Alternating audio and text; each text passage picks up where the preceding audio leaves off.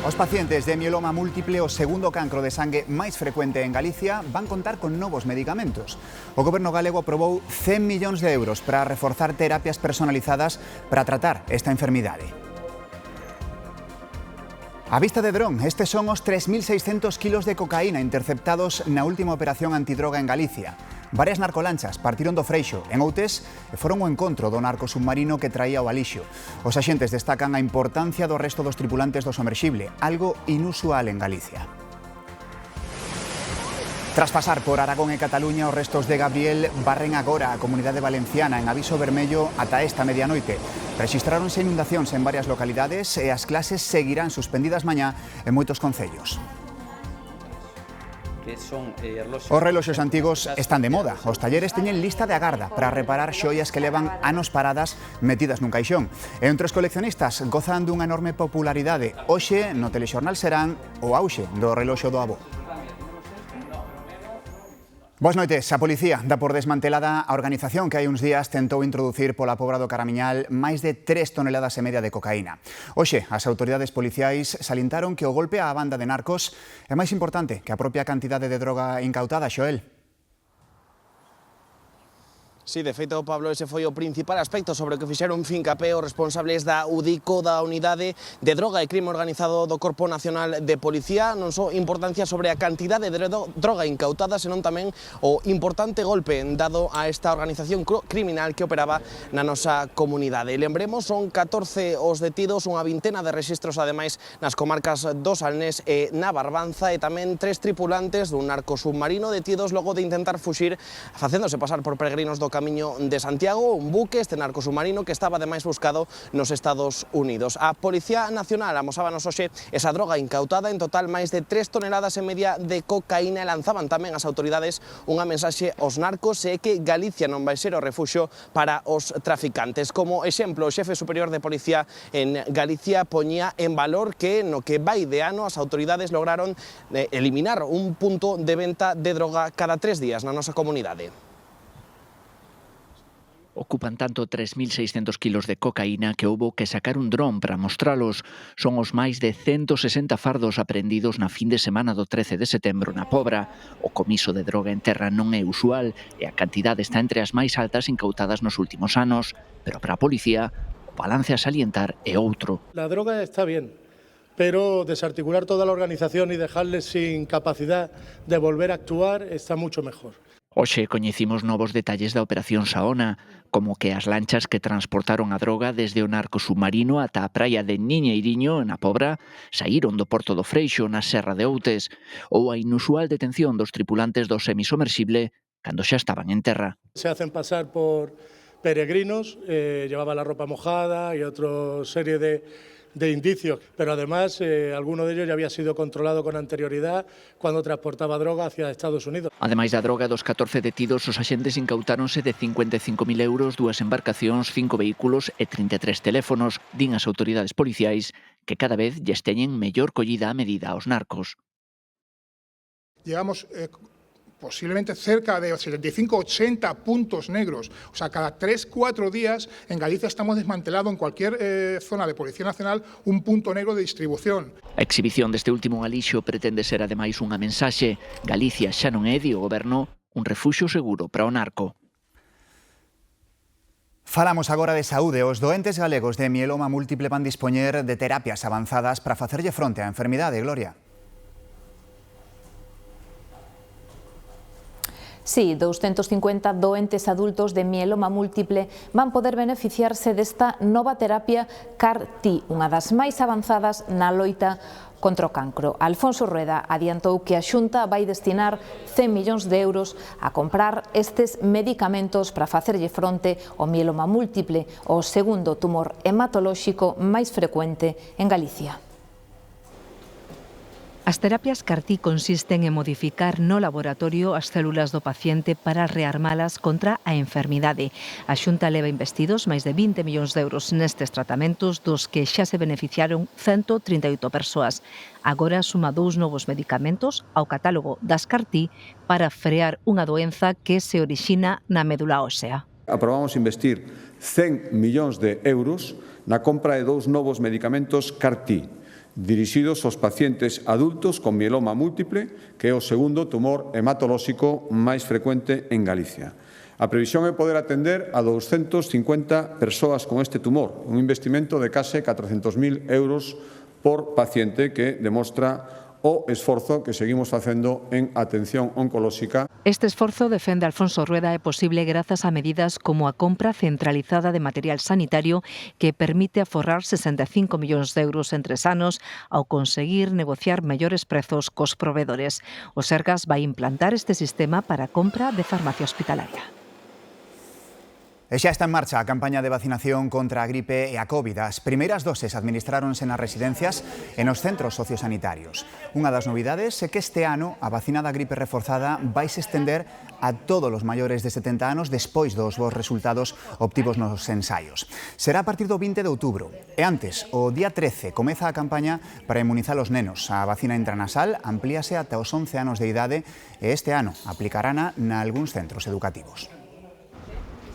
Tose, dor de gorxa, secreción nasal, os virus respiratorios regresan polo outono e o coronavirus non podía faltar á cita. Empecé con moco, moito cansancio, dolor de cabeza. Estou de vacacións, co cual non hai problema.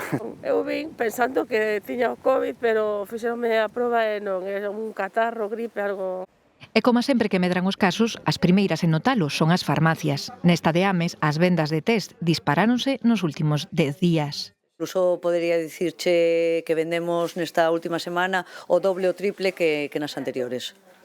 A venda de antigripais non medrou na mesma medida, así que a sospeita é que a maioría dos casos son leves e non precisan asistencia sanitaria. Claro, é que non son graves, non? Que non supón unha atención médica especializada, senón que son síntomas que podes resolver na casa.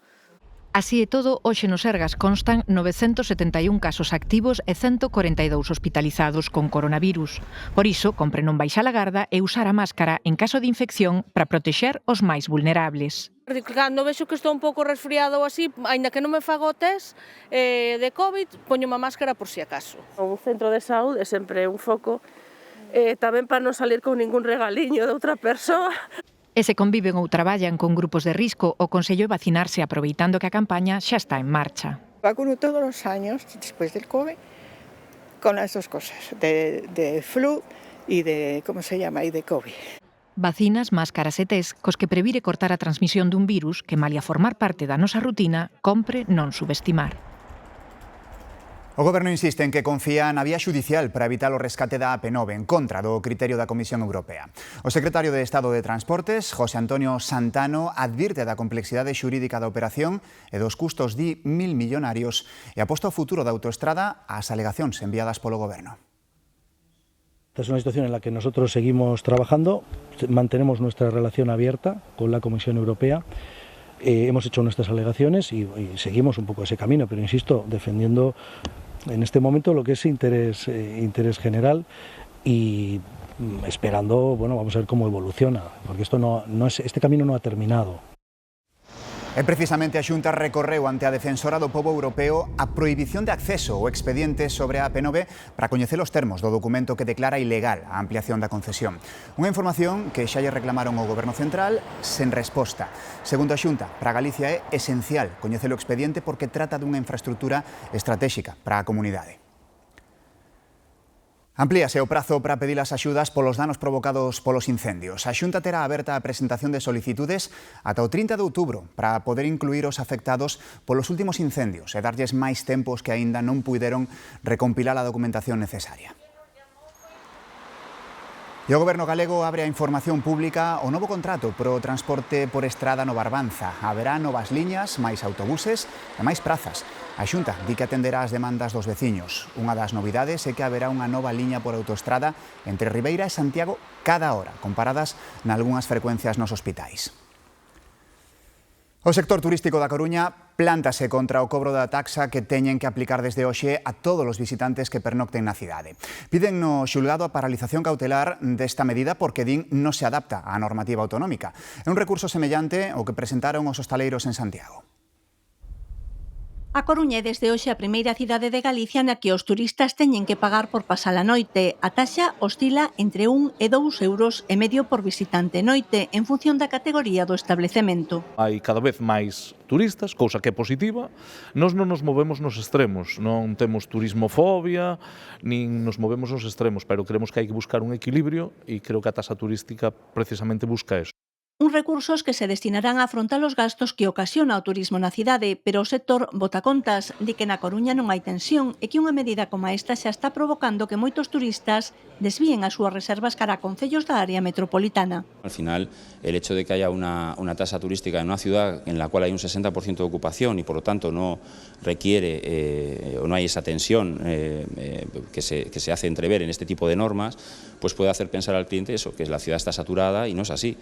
Por iso piden ante a Xustiza a paralización cautelar da taxa, como xa fixeron os hostaleiros de Compostela. Creen que non cumpre a lei. Según o informe que temos da Universidade de Santiago de Compostela, non cumpre especificamente a lei publicada e promulgada pola Xunta de Galicia. Se teria que ter escoitado un pouquiño máis o sector para tratar de buscar puntos de encontro. Unha falta de diálogo que non comparte o Concello de Santiago, que xa presentou as súas alegacións ante a Xustiza. Non hai ningún motivo para que este mércores non entre en vigor ese imposto que entendemos que ademais é o acaído e o correcto para a cidadanía de Compostela. Tras da Coruña e Santiago, tamén Vigo iniciou xa os trámites para o cobro da taxa turística.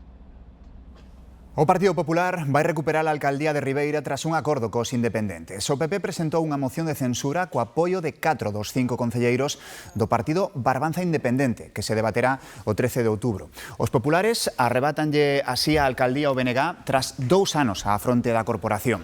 Os nacionalistas gobernaban co apoio do PSOE e dos independentes, que agora yo acaban de retirar. Mariola San Pedro, do Partido Popular, será a nova alcaldesa. Imos facer unha acción de revulsivo contra este alcalde de parálise, que non pode ser pois de outra maneira, creo que está a ollos de todos, e creo que ademais o señor Pérez Barral, pois seguindo con esa tónica habitual do Bloque Nacionalista Galego, está moi acostumado pois a repartir carnés. Os carnés das maiorías, como digo, unha maioría que non ten, porque as maiorías as otorgan as urnas, a él non lle outorgaron. Os prezos subiron 2 décimas en setembro ata o 2,9% segundo o dato avanzado polo INE. O é o nivel máis alto dende febreiro. A suba responde sobre todo o prezo das carburantes e tamén da electricidade.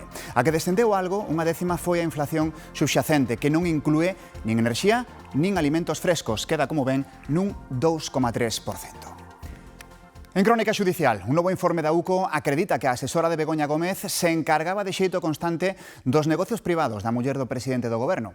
A UCO remitiu ao xuíz Peinado toda a información sobre os correos relacionados cas xestións da cátedra da Universidade Complutense.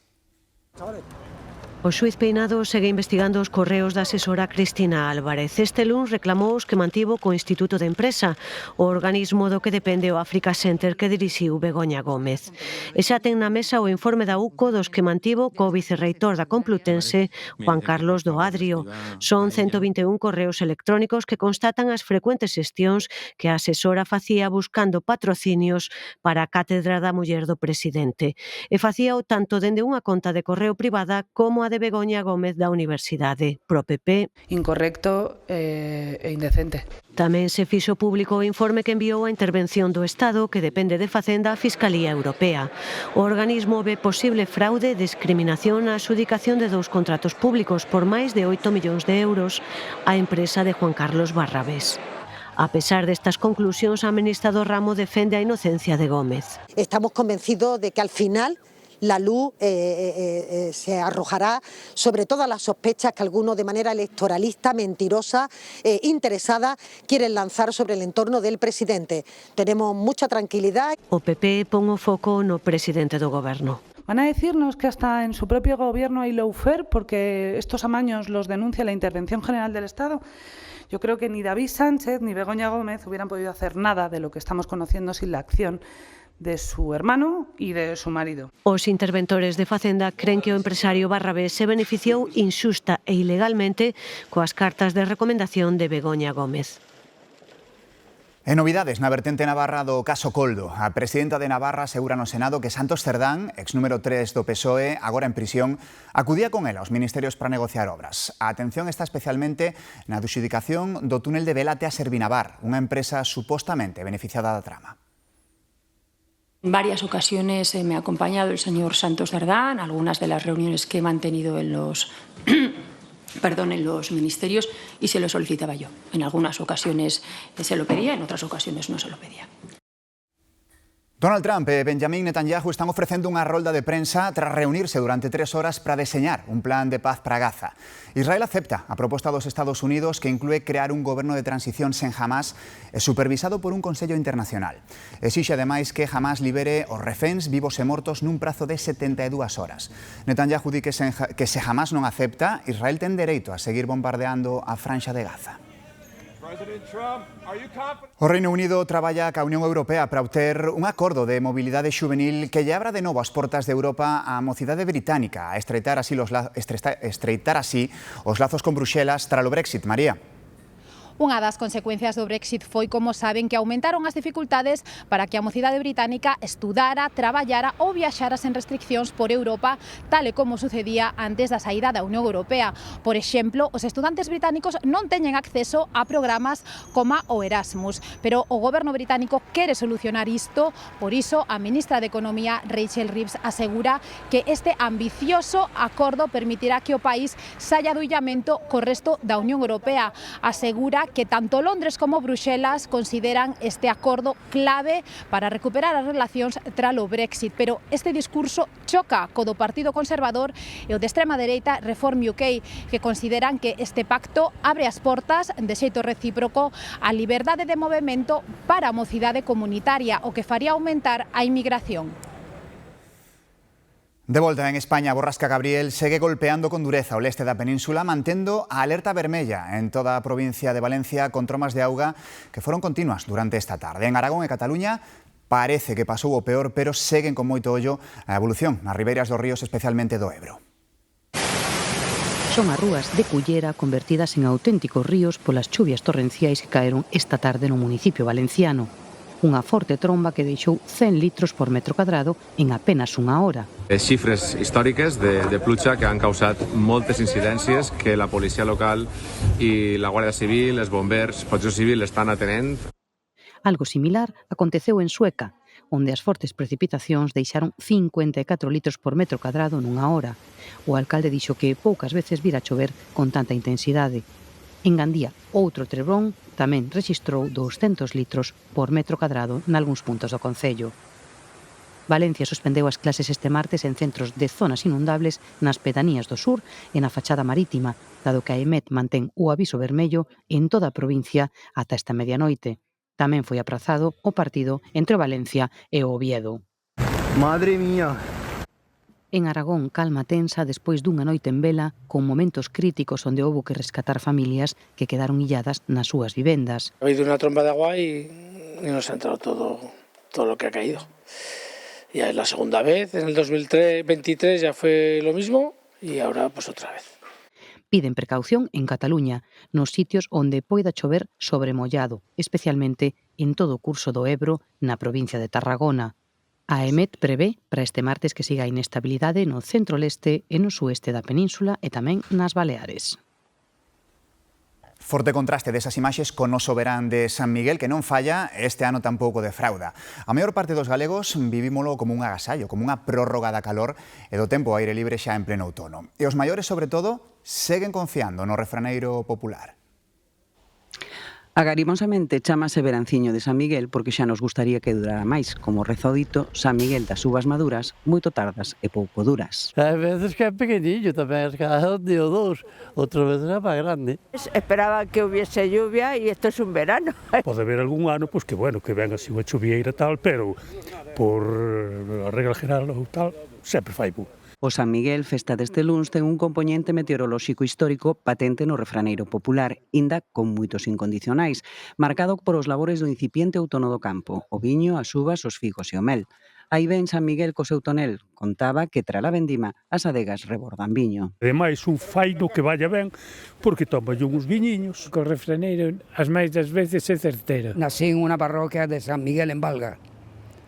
¿Cómo no voy a creer? Natural de San Miguel de Vilar, así que... Así que paseo San Miguel pode ir aos figos quen quixer ou polo San Miguel os figos son mel. Indican o tempo da froita máis popular destes días de outono. E se quere sacar mel, castra polo San Miguel non fala da castración de animal ningún, senón a das colmeas nesta caloriña que estira o estío. Casi se cumple cada ano, Por estas fechas ainda seguimos indo á playa. Por moi bo que vaya, só son uns días, pero... E pois ainda ben o do San Martiño. A Xunta presentou esta tarde en Madrid a nova campaña de promoción turística. Alfonso Rueda destacou que pon o foco na calidade como sinal de identidade de Galicia. Rueda puxo en valor a excelencia do sector turístico galego. No que vai de ano, Galicia recibiu máis de 4,5 millóns de viaxeiros. A campaña prevé chegar ao 84% da poboación española. A venda de roupa en España continúa a súa tendencia á baixa, mas hai un segmento de idade en que este comportamento está a ser a inversa. A roupa de bebé. A súa demanda medrou nos primeiros 6 meses do ano. Mentres a venda de roupa en termos xerais segue a baixar debido á caída da demanda, o segmento de prendas para bebé continúa en camiño ascendente. No tengo muy claro si es por natalidad o demás, pero sí, la demanda de bebé suele ser muy superior a la de niños. Es verdad que la tienda tiene crecimiento, entonces cada año vendemos más. Es más, si os fijáis, lo que más veis es ropa de bebé. Entre xaneiro e xuño deste ano, a demanda de roupa de 0 a 3 anos medrou máis dun 6%, tanto en volume como en valor. Son datos de Kantar, consultora internacional de análise de mercados. En moda para bebé tamén hai novas tendencias. Nosotros nos vamos más hacia estas líneas, ¿no ves? Así, rosas, ¿no ves? Rosa, azul, rosas empolvados. Después es verdad que te vienen demandando, que nosotros a veces incluimos algún color así porque es demanda, aunque no sea lo que más tenemos, marrones, negros, azul marino, granate. Te hablo para bebés de 0 meses, Sí, es verdad que ha aumentado muchísimo neutros y tonos tierra en general, pero para todo, para niños y niñas. Y en cuanto a tejidos, sobre todo para los recién nacidos, 100% algodón es lo más recomendable, claro, por el tema de alergias o pieles atópicas. Un segmento especializado que se mantén en alza. Temperaturas agradables e terrazas a tope en toda Galicia. Iso sí, os últimos datos din que saír tomar algo ou cear xa non é o que era, Patricia. Sí, debido ao bo tempo, as terrazas locen máis cheas do habitual a estas horas. Aquí en Santiago, veciños e sobre todo estudantes gozan do ambiente da noitiña. O prazer será un pouco menor a hora de ir pagar as consumicións. A culpable é a inflación. Actividades tan cotiás como tomar un café, unha caña ou compartir unhas tapas son cada vez máis custosas para os nosos petos. Se o prezo lle sumamos os suplementos, nalgúnas zonas, un café nunha terraza rolda xa os 2 euros. Galicia día deus a setembro cun tempo seco e soleado ideal para gozar de paseos ao aire libre e esas paradas nas terrazas que todos anhelamos normalmente ao inicio do outono. Un paseo, tomar un café, aproveitar o sol. Sen embargo, esa sensación de benestar entrelázase coa crúa realidade da inflación. Saír de cañas, cear nun restaurante ou incluso comer o menú do día agora supón un reto para moitos petos. O que subiu é tanto. De 1,10 €, 1,20 €, ahora 1,60 €. A subir o precio de todo. Un descafeinado de máquina normal, 1,60 €. Onde vas parar? Suplemento do xeo, se queres consumir na terraza ou dentro, ten a maiores un suplemento na maioría dos bares, sí. E ao final acabas pagando por un café? 2 euros. Un día de tapas con amigos que parecía accesible pode agora deixar a máis dun coa sensación de que os seus 10 euros non renden tanto como antes. Pues igual, ainda que vayas pouco. Tiramos máis para baixo, para Celanova, para Sabandella. É un pouco máis económico e hai la tapita. Los sitios he notado que reducen la tapa y se nota. Solo no mismo tomar unha tapa que tomar o viño solo. O verán estírase, pero o buraco no peto tamén se fai máis grande. Nun colexio de Valdudubra levaron unha boa sorpresa. Todo un premio Nobel de Física que adoita recibir milleiros de cartas diarias, a eles si lle respondeu e fixo con xenerosidade. Todo comezou alá polo mes de maio e a dar unha conferencia en Santiago este señor da foto. Este señor da foto é un científico importantísimo, está considerado como sucesor de Albert Einstein. Falamos de Kip Thorne, Premio Nobel de Física en 2017. Varios alumnos e alumnas querían ir de Bembibre a Santiago para escoitalo. Dous, Noé e Joel, conseguiron asistir. Ver aquelas caras estaban embebidos na conferencia. Creo que unhas 3 horas, se non me falla a memoria. A verdade é que se me fixe bastante corta porque explicaba moi ben e moi fluidamente ondas gravitacionais, cosas dos aguxeiros negros, dos aguxeiros de gusano. Entras por un burato negro e sales por outro, un burato blanco, atravesando espacio e tempo. Ante tanto entusiasmo, a profesora contactou co científico e el, de entre milleiros de mensaxes ao día, a eles respondeulles. Strongly encourage Noah, Joel and all of the students at the CPI de Bembibre to continue your interest in science. Noa dixo que botou un grito cando lle chegou o vídeo. E máis fotos personalizadas. Para Noa. Para Joel. E outra para todo o centro. O asesor de películas como Interstellar mandando correo postal a un cole de Val do Dubra. Ainda non sei moi ben por qué, pero sei que quero ir por ciencias. A ver que sae de aí. Os reloxos antigos gozan dunha enorme popularidade e particulares e coleccionistas buscan recuperar auténticas xoias con anos de historia. Algúns talleres mesmo teñen lista de agarda para darlles esa segunda vida. Era do seu bisavó e o seu bisneto nos lo trouxo para que recuperásemos esa marcha precisa. Pezas con máis de 30 anos que volven ás xoierías para ser reparadas nos seus talleres. De 20 a 30 anos é unha idade que aumentou moitísimo ese tipo de reloxo moitas veces, porque como ao mellor non poden compralo. O esforzo do sector por innovar e lanzar novidades contrasta co auxe que están a vivir os reloxos vintage. La tecnología, relojes estos que miden los pasos, relojes que miden la tensión, es otro tema, pero para mí ya no son relojes, es otra tecnología, que no es un reloj. Un reloj viste, un reloj da personalidad, tanto el hombre como la mujer. O seu atractivo non pasa desapercibido tampouco para os coleccionistas. E hai moito coleccionista porque o que é amante dos reloxos sí ou sí ten que ter algún vintage na súa colección.